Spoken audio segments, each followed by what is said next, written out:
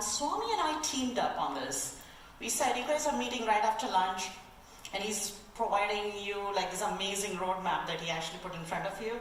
So I'm going to actually quiz you. You guys ready for that? No, just kidding. I'm here to actually, there's a reason I'm here, and this is actually an important one for Intuit. We've been on an amazing journey with AWS for 14 months now. And the reason I think I'm here in front of you is actually to share that journey. And it was not all easy. I mean, there were tons of challenges, there were a lot of things that went up and down. And at the end of the day, it's exciting to be where we are today. And I think you'll get, hopefully, some of this candid and great conversations between me and Swami as well. So you get to hear all of that. So let me give you a little bit preview about what we are. Hopefully, most of you guys have heard about Intuit. We are the proud makers of TurboTax, Mint, and QuickBooks Online, and many other products that I could not fit on the screen. But we have a 35-year-old company. Many people don't know that. You can Google us and see when we were founded. It's 1983. And as part of that, one of the key things here is who we serve. These are our customers. These are our broad customers: consumers, small business, self-employed. This did not start this way. Scott Cook, who's our founder, one day found his wife trying to actually balance her book on a kitchen table and decided he's going to come up with a product. So he founded Quicken many years ago. Fast forward 35 years later, we are about 8,900 employees.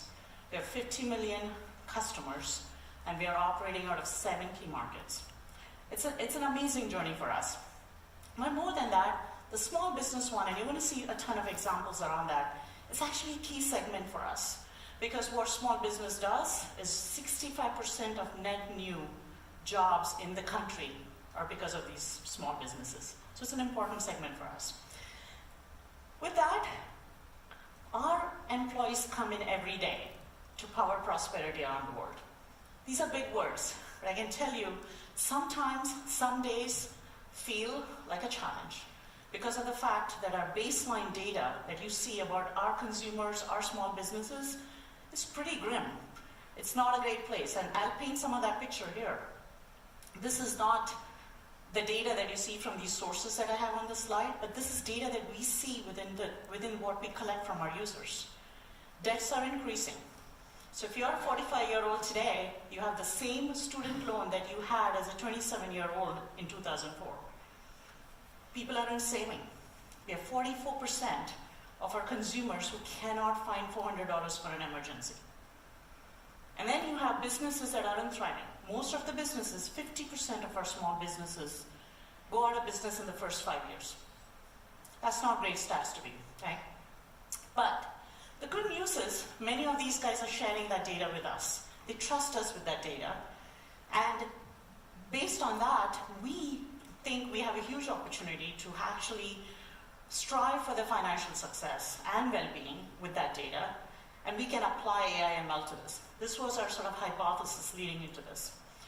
And we have done AI/ML for a long time, but maybe not so effectively, right? So with that, we said, what is the first thing we need to do?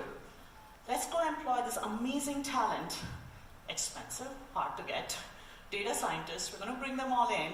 We're going to let them loose on our data. We're going to find the gold that sits there because this is going to really change the game. So we go do that. About 14 months ago, we hired a chief data officer for the company, and we literally 10x more data scientists came into the company. It was amazing. Everybody was focused on hiring, right? So what happened after that is we said, the hypothesis was, if all of them built models and tweaked these models every single day, we're going to have thousands of predictions and inferences that can actually change our customer's life. So that was the hypothesis. But when we peeled the onion, and these amazing super duper talent, when they came on board, we looked at the process, and it was kind of eye-opening because they were architecting the service, they were provisioning environments, they were trying to get their hands on the data lake or data in general. They were trying to build microservices. They were trying to operate these microservices in production. This is not what we hired them for in the first place. So this is what they were dealing with. And some of this took months and weeks before we actually saw anything useful come out of this process. So at that point, last August, we sat down with AWS and said, we are ready to move analytical systems into the cloud. We would love to get our data in, and then our machine learning platform. How do we go about doing this? We had, believe it or not, 3 different machine learning platforms for a company of our size inside the company. None of them really worked.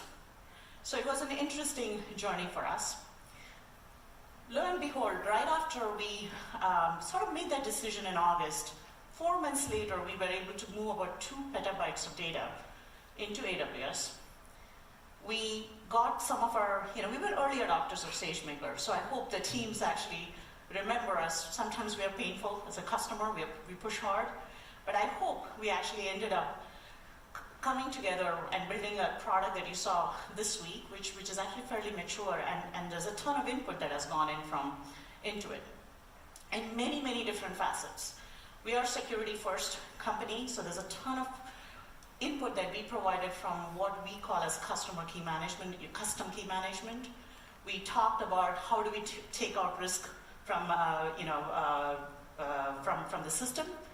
We had input around notebooks, how we manage roles and tagging in the managed notebooks.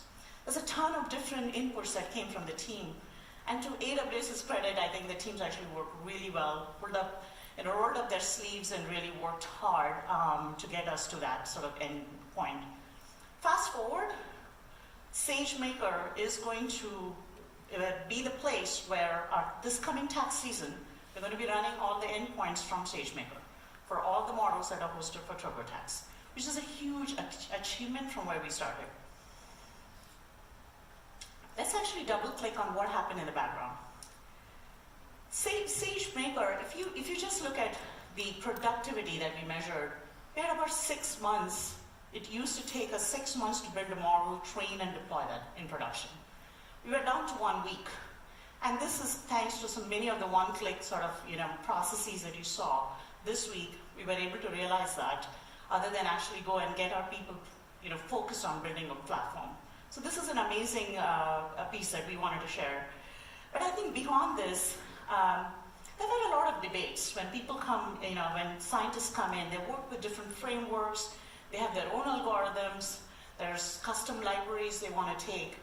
And what SageMaker did is it actually open. It is an open platform. It tells you bring your custom algorithms and bring those libraries, and there's a ton of support there.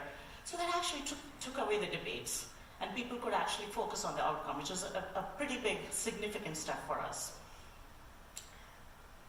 And I think one of the key learnings for us, and I'll go through some of the customer pain points as well that we're trying to solve in SageMaker. A few that come to mind for me is very, very important and make the connection with what I previously shared with you. You have Mint.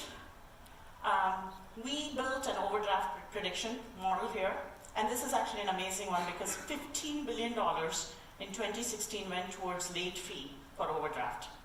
When you think about that amount, just by the time we launched this overdraft protection, we are able to see about $700K in savings for our Mint users. So wait till this sort of scales up. There's a huge benefit for consumers. And this is done with a ton of data in the background. We look at account balance, flows, as well as transaction details to be able to actually come up with this running in SageMaker. Another one, I think, if you are a QuickBooks user, you'll probably come across this particular feature.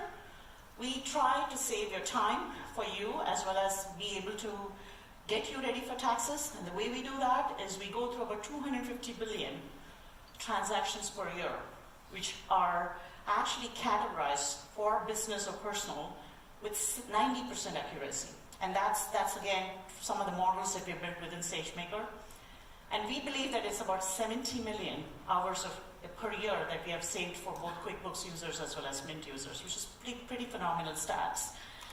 And some of these are running in milliseconds in terms of the prediction, and that is a huge sort of, from a performance perspective, what we can actually pull off.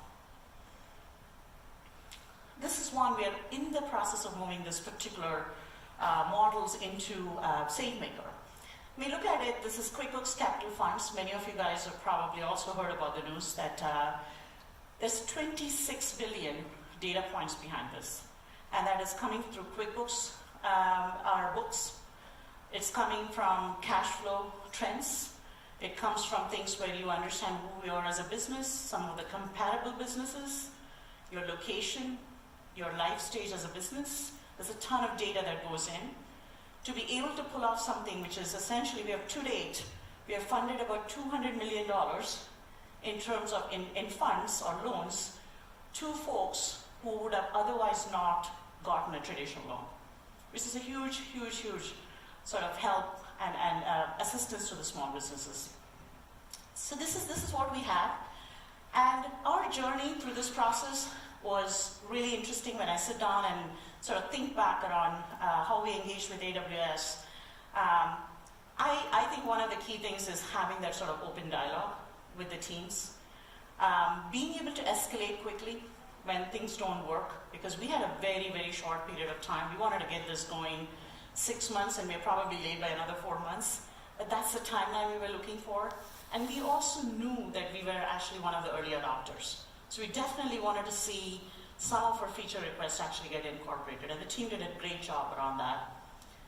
There was a lot of, in terms of the background here is also looking at data, right? It's actually interesting when you move data into AWS, but then is that data clean? And Swami talked about this a little bit. The fundamental things for us was to actually understand our data and make these machine learning experts more productive. And they cannot be productive just with a flat one. It has to be clean data, it has to be normalized data, it has to have the annotations that they require. And that is a journey that we're still undergoing, trying to ensure that the data is in a good place. And many of the products that you saw today, and Andy sort of launched earlier, I think are going to make a huge difference in that particular area as well. So those are some of the challenges where we can share more details. And with that, let me see if Swami can come back here.